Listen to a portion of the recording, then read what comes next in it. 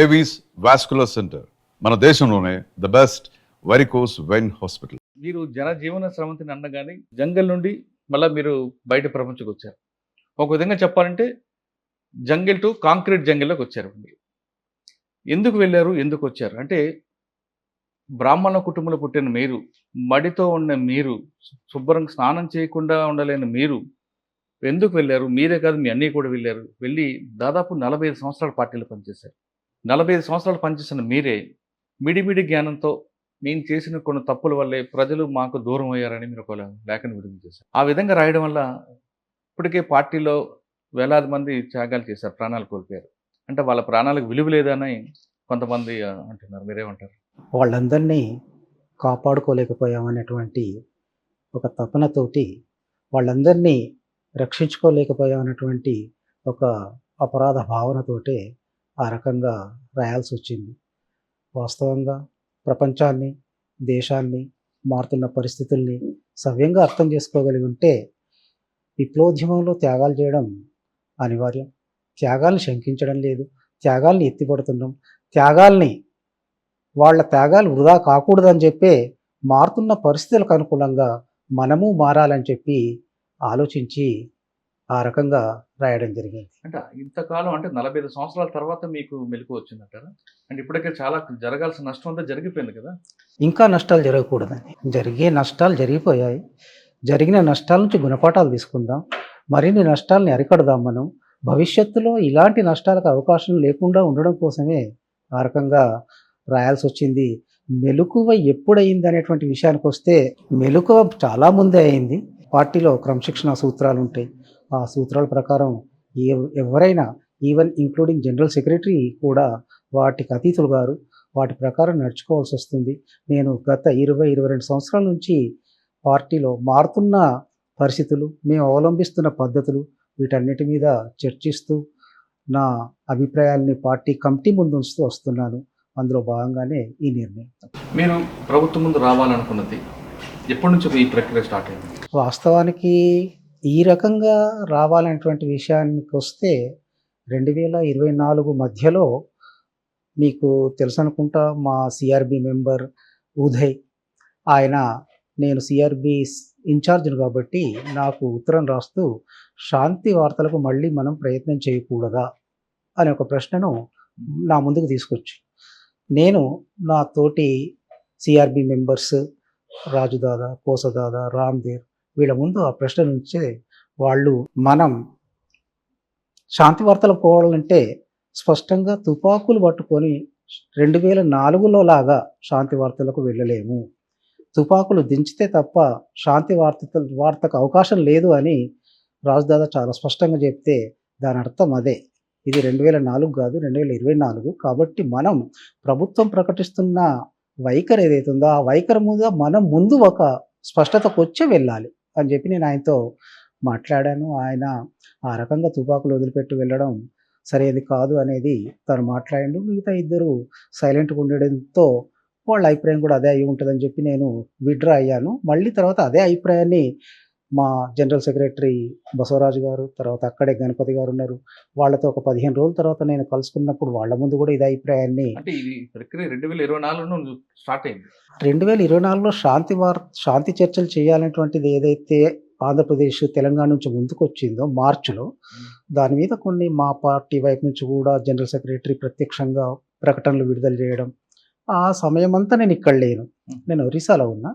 నేను అక్కడి నుంచి వచ్చిన తర్వాత వాళ్ళు కొనసాగించినటువంటి ప్రక్రియను ముందు తీసుకుపోవడంలో భాగంగా నవంబర్లో నేను దాన్ని సిఆర్బి ముందు, పివి ముందు చర్చించాను. మీరు చర్చలప్పుడు, అంటే మీ శాంతి చర్చలు చేద్దామన్న సమయంలో బసవరాజు గారితో పాటు గణపతి గారు కూడా అక్కడే ఉన్నారా? ఎస్, మేము ముగ్గురం ఉన్నాం.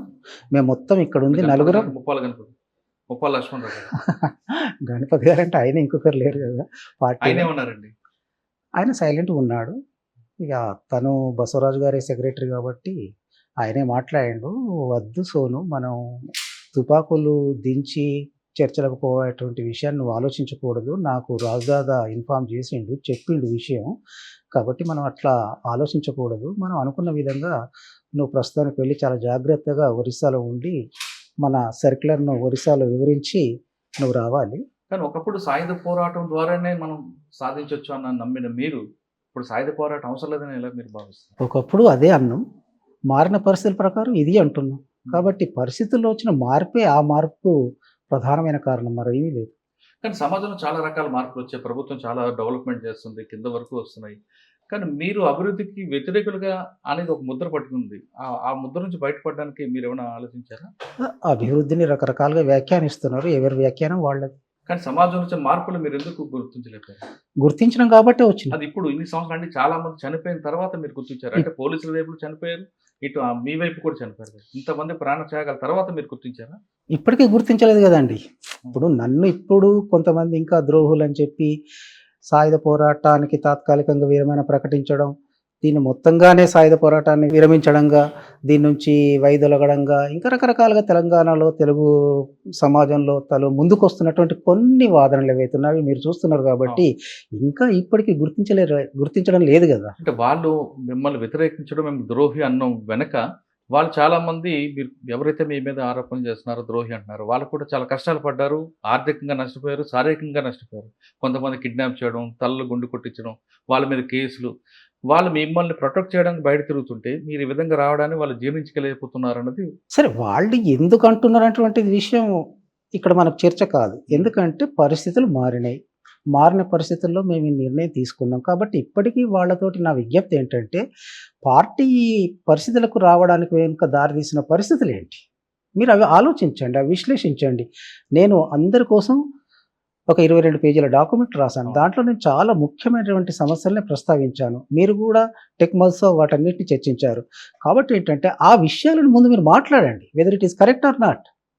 ఆ విషయాన్ని మీరు చెప్పండి. అంతే తప్ప ద్రోహులను, కోవట్లను, ప్రభుత్వంతో కలిసిపోయారనో, ఇంకా ముఖ్యమంత్రితో ఒప్పందాలు చేసుకున్నారనో ఇటువంటివి కాదండి అసలు. సాధారణంగా మీ పార్టీలోనే బయటకు వస్తే వాళ్ళందరూ ద్రోహులు అనడం మీరు కూడా గతంలో ఉన్నారు కదా చాలా మంది. అదే, ఎందుకంటే బయటికి వస్తున్నటువంటి వాళ్ళు ఒక్క విప్లవోద్యమానికి ద్రోహం చేయనటువంటి దాన్ని దృష్టిలో పెట్టుకొని ప్రజల్ని వదిలిపెట్టి వెళ్ళడం గురించి మేము ఆ మాట అన్నటువంటిది వాస్తవే. కానీ ఇవాళ మారుతున్న పరిస్థితుల్లో ప్రజల మధ్య ఉందాం. ప్రజలకు దూరం అవుతున్నాం మనం.